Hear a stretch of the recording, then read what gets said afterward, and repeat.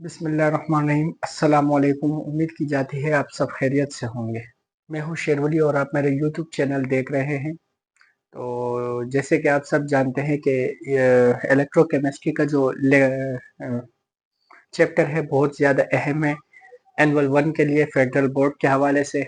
और chapter number 7 जिसमें सबसे अहम टॉपिक्स मैं करवा भी चुका हूं, और अब जो मैं टॉपिक आपको करवा रहा हूं वो एसएलओज में तो नहीं है, लेकिन मैं आपको वैसे ही एक्स्ट्रा तौर पर करवा रहा हूं, क्योंकि आउट ऑफ एसएलओज भी अगर पेपर आ जाए तो आपको कोई मुश्किलात का सामना ना करना पड़े। और वैसे भी एसएलओज में जो 3-4 से टॉपिक है वो तीन तीन तीन लाइनों के हैं।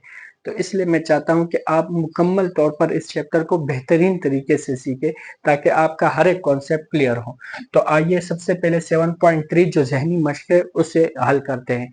ऑक्सीजन स्टेट या नंबर मालूम करना।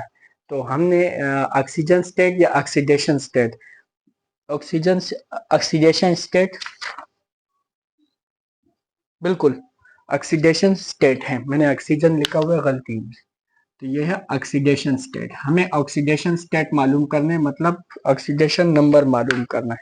तो उसको मालूम करने का तरीकाकार यह होगा कि किसी भी कंपाउंड में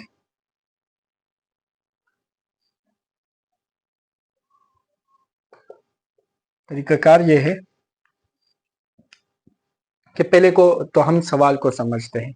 कुछ मालूमात हमें सवाल में दी गई है जिसमें हम एमसीक्यूज भी बन सकता है इसमें से, तो एमसीक्यूज की भी तैयारी कर सकते हैं। इसमें लिखा हुआ है एक आला जिसे ब्रीथ एनालाइजर कहा जाता है। ब्रीथ एनालाइजर का मतलब होता है कि जो सांस लेने का अमल है उसको एनालाइज करने वाला, पहचानने वाला। पुलिस वाले इसे इस्तेमाल करते हैं ताकि किसी आदमी के सांस में अल्कोहल को पहचाना जा सके। आपने देखा होगा कि जो है ना, बाहर ममालिक में है भी है, पाकिस्तान में भी है कि पुलिस के हाथ में एक आला होता है जिससे वो गाड़ी में बैठे किसी भी शख्स के मुंह को लगाते हैं तो उन्हें पता चल जाता है, डिटेक्ट कर लेते हैं कि इसने शराब पी है या नहीं पी। तो ये वही वही आले को जो है ना बता रहे हैं। तो इस आले में वो क्या करें कि क्या मौजूद है, पोटाशियम डाइक्रोमाइड। अब पोटाशियम डाइक्रोमाइड उन्होंने बुक में इसका फॉर्मूला नहीं दिया, लेकिन मैंने आपको दे दिया है। इतने मुश्किल सवाल वो नहीं बनाएंगे। तो पोटाशियम डाइक्रोमाइड में क्या होता है, पोटाशियम के 2 एटम होते हैं, क्रोमियम के 2 एटम होते हैं और ऑक्सीजन के 7 एटम होते हैं। तो आपको पता है कि पोटाशियम का जो आयन होता है वो +1 होता है, मतलब ये एक इलेक्ट्रॉन देने की सलाहियत रखते हैं। क्रोमियम का मैं आपको बाद में बताऊंगा। ऑक्सीजन का -2 होता है। देखो, जो अहम अहम एलिमेंट्स है ना उनके आप जो है ऑक्सीडेशन नंबर याद कर लो। सिंगल एटम में ऑक्सीडेशन नंबर पोटाशियम का 1 है, ऑक्सीजन का कितना है, -2 है। उन्होंने क्या कहा का महलूल होता है, मतलब डाइक्रोमाइट में पोटाशियम डाइक्रोमाइट का महलूल होता है जो कि एक ताकतवर ऑक्सीडाइजिंग एजेंट है। सही है। इसमें क्रोमियम की ऑक्सीडेशन नंबर का पता लगा है। क्रोमियम दरमियान वाला है। तो सबसे पहले हल करते हैं। सबसे पहले हम क्या करेंगे, हल लिखेंगे सॉल्यूशन, SOLUTION सॉल्यूशन। सॉल्यूशन लिखने के बाद सवाल लिखेंगे पोटाशियम K2Cr2O7। लिखने के बाद पोटाशियम का +1 है, ऑक्सीजन का -2 है। तो हमें मालूम क्या करना है, क्रोमियम का मालूम करना है। क्रोमियम के नीचे में एक जो है ना अंडरलाइन कर देता हूं ताकि पता चल जाए।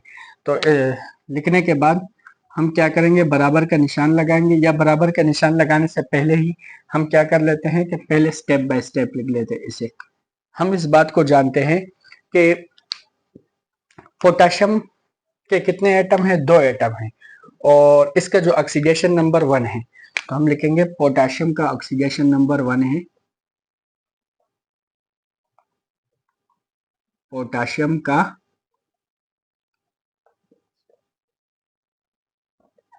ऑक्सीडेशन नंबर 1 है। तो ऑक्सीडेशन नंबर इसका 1 है, तो टोटल ऑक्सीडेशन नंबर क्या होगा, चूंकि पोटाशियम के 2 एटम हैं तो हम पोटाशियम का यूं लिखेंगे। पोटाशियम का लिखा K2, तो 2 लिखेंगे, फिर ब्रैकेट में इसका आयन लिखेंगे, जितना आयन होते हैं 2 1s द 2, तो पोटाशियम का 2 हुआ। यानी कि पोटाशियम का जो ऑक्सीडेशन टोटल नंबर है वो 2 है। टोटल नंबर कितना है, 2 है। अब पोटाशियम के बाद किसकी बारी है, ऑक्सीजन की। क्रोमियम का तो हमने मालूम करना, तो क्रोमियम का सबसे लास्ट में करना है। अब क्रोमियम के ऑक्सीजन के 7 एटम हैं, तो हम लिखेंगे ऑक्सीजन के 7 एटम है। अब ऑक्सीजन के कितने एटम है? 7 है, और ऑक्सीजन का ऑक्सीडेशन नंबर -2 है, तो हम ऑक्सीजन लिखेंगे O7 तो यहाँ पर 7 है, 7 लिखेंगे, ऑक्सीडेशन नंबर -2 है, -2 ब्रैकेट में लिखेंगे, जो ऑक्सीडेशन नंबर होगा -2 में, टोटल ऑक्सीडेशन कितना होगा? 7 को -2 से मल्टीप्लाई करो तो ये बन जाते हैं -14। ऑक्सीजन का भी आ चुका। अब क्रोमियम की बारी है। अब हम फर्ज कर लेते हैं, तीसरे नंबर स्टेट पर हम फर्ज कर लेते हैं, फर्ज करें कि क्रोमियम का जो ऑक्सीडेशन नंबर है वो X है। क्रोमियम का क्या है? फर्ज करें X है। किसका ऑक्सीडेशन नंबर? क्रोमियम का। क्रोमियम लिखा, क्रोमियम 2 है, तो ये बन जाएगा 2 और X इसका 2X बन जाएगा। मतलब अगर क्रोमियम के 2 एटम है तो एक अगर X है तो 2 क्रोमियम 2X बन जाएंगे। अब इसे हम हल करते हैं। हल करने के लिए हमें एक सादा सा उसूल का पता होना चाहिए। सादा सा उसूल ये है कि किसी भी कंपाउंड में जितने भी ऑक्सीडेशन नंबर होते हैं, मतलब पोटाशियम, क्रोमियम या ऑक्सीजन, इन सब का मजमुआ 0 के बराबर होता है। तो ये स्टेटमेंट लिखने के बाद इसे हम हल कर लेंगे। चौथा नंबर स्टेटमेंट लिखने ही नहीं, हमने चौथे नंबर पर क्या लिखना है उसूल में, कि किसी भी पोटाशियम यानी कि इन सब का जो मजमुआ होगा, इनको जमा करने से, तो वो किसके बराबर होगा? 0 के। तो पोटाशियम का हमारे पास जो जवाब आया था वो तो 2 लिखा। क्रोमियम का हमारे पास जवाब है 2X, तो प्लस 2X, और ऑक्सीजन का -14 था तो -14 और बराबर हो जाएगा ये 0 के। अब इसे हल करते हैं, ये -14 उस तरफ जाकर +14, तो ये बन जाएगा 2 + 2X बराबर है 14 के। अब यहाँ से आगे मैं हल करता हूँ, मेरे पास जगह कम है, तो ये +2 वहां पर जाकर -2 में शिफ्ट होगा, तो 2X बराबर होंगे 14 - 2। तो 14 - 2 कितने हुए? 2X बराबर है 14 - 2, 12 हो गए। 2 के टेबल में 12 कहाँ तक है? 6 तक है, तो X की वैल्यू आ गई 6। तो इसका मतलब ये है कि क्रोमियम का जो ऑक्सीडेशन नंबर है वो 6 है, तो यहाँ पर हम लिख देंगे 6। क्रोमियम का ऑक्सीडेशन नंबर 6 आ चुका। तो यहाँ पर आपने स्टेटमेंट आखिर में लिखना है कि क्रोमियम का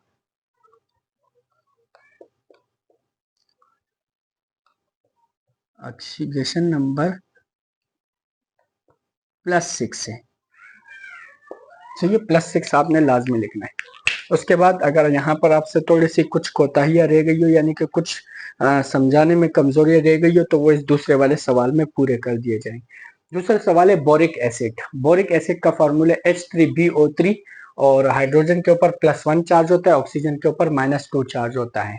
आंखें धोने के लिए इस्तेमाल होता है, मतलब बोरिक एसिड जो है वो आंखें धोने के लिए इस्तेमाल होता है। ये एक इंफॉर्मेशन उन्होंने आपको दी जो MCQs में भी वो इस्तेमाल कर सकते हैं। इस मुरक्कब में बोरान के ऑक्सीडेशन स्टेट क्या है?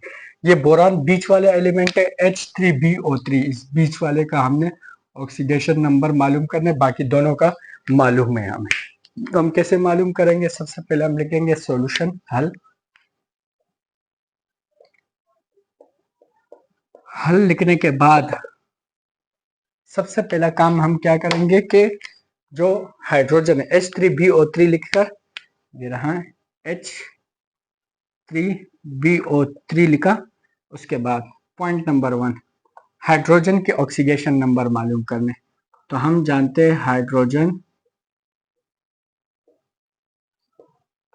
हाइड्रोजन का ऑक्सीडेशन नंबर क्या होता है? +1 होता है।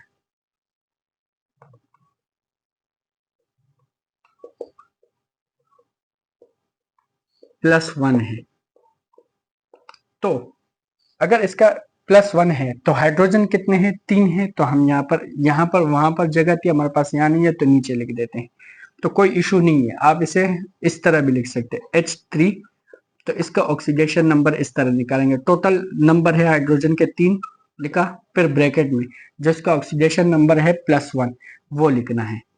तो ये +1, 3 को 1 से मल्टीप्लाई करो 3, तो इसका पूरा ऑक्सीडेशन नंबर जो है ना 3 होगा। दूसरे स्टेप पर ऑक्सीजन कर लेते हैं, बोरान बाद में करते हैं। तो ऑक्सीजन का ऑक्सीडेशन नंबर है -2, तो हम यहाँ पर लिखेंगे ऑक्सीजन का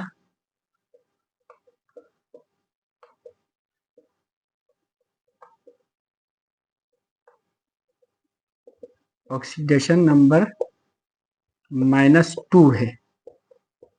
अब देखिए -2 है ना, एक ऑक्सीजन का है ना, यहाँ पर कितने ऑक्सीजन 3 है, तो 3 को -2 से मल्टीप्लाई करेंगे तो इसको यू लिखेंगे O3 -2 बराबर है, पहले हम क्या लिखेंगे, जो जितने एटम होते हैं वो लिखेंगे, फिर ब्रैकेट में -2 लिखेंगे और मल्टीप्लाई कर दो, 3 2 6 -6 बराबर के उस तरफ -6 आया, मतलब 3 ऑक्सीजन का जो ऑक्सीडेशन नंबर होगा -6 होगा। ये भी हो चुका। अब तीसरे नंबर पर हम फर्ज कर लेते हैं कि बोरान का, फर्ज कर लो ऑक्सीडेशन नंबर x है, क्या है, x है। तो बोरान कितने हैं, ऑलरेडी एक ही है, तो हम सिर्फ इसको x ही लिखेंगे, सही है। अगर यहाँ पर बोरान 2 होते तो 2x लिखते हैं, अगर यहाँ पर बोरान 3 होता तो 3x। अब यहाँ पर x है तो x ही लिखेंगे। चौथे नंबर पर मैं आपको बता चुका था काम हमने क्या करना है, तीनों का सब कुछ हो चुका ऑक्सीडेशन नंबर, अब इनका जमा करना है। हम ये बात जानते हैं, उसूल को पढ़ लो कि जितने भी किसी भी मुरक्कब के ऑक्सीडेशन नंबर का जो मजमू होता है वो सिफर के बराबर होते हैं, मतलब इन तीनों को जमा करने से जो जवाब आएगा वो सिफर आना चाहिए। तो हम क्या करेंगे, सबसे पहले हाइड्रोजन का ऑक्सीडेशन नंबर 3 है, यहाँ पर लिखा 3। दूसरे नंबर का पर बोरान है, बोरान का x है, तो यहाँ पर लिख देंगे +x। और तीसरे नंबर पर है ऑक्सीजन, तो ऑक्सीजन का -6 है, तो यहाँ पर -6 और बराबर के उस तरफ 0 लिख देंगे उसूल के मुताबिक। अब हम बोरान का ऑक्सीडेशन नंबर, ये -6 वहां पर जाकर +6, तो ये अगला स्टेप है, इससे नीचे मेरे पास जगह कम है तो मैं सामने लिख रहा हूँ। तो ये बन गया 3 +x +6 वहां पर जाकर -6 में शिफ्ट होगा, ये +6 वहां पर जाकर -6 में शिफ्ट होगा। फिर x बराबर है 6, ये +3 वहां पर जाकर -3 में शिफ्ट होगा, तो 6 -3। फिर अगले स्टेप में x बराबर है 6 -3 होते हैं 3, तो बोरान का जो ऑक्सीडेशन नंबर है वो 3 है, तो यहाँ पर ऊपर भी 3 लिख देंगे। तो हम लिख देंगे, ये रहा बोरान का ये। तो यहाँ पर आपने लिखना है बोरान का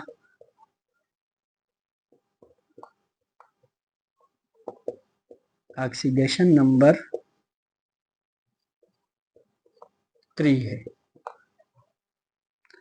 तो ये आपको 2 ऑक्सीडेशन नंबर के तरीके मैंने समझाए, इजी भी है मुश्किल भी है, अगर आप बार बार प्रैक्टिस करेंगे तो ये आपके लिए इजी है, कोई मुश्किल नहीं है। इसी के साथ मैं इजाज़त चाहता हूँ, अल्लाह हाफिज़, दुआ में याद रखिए, शुक्रिया।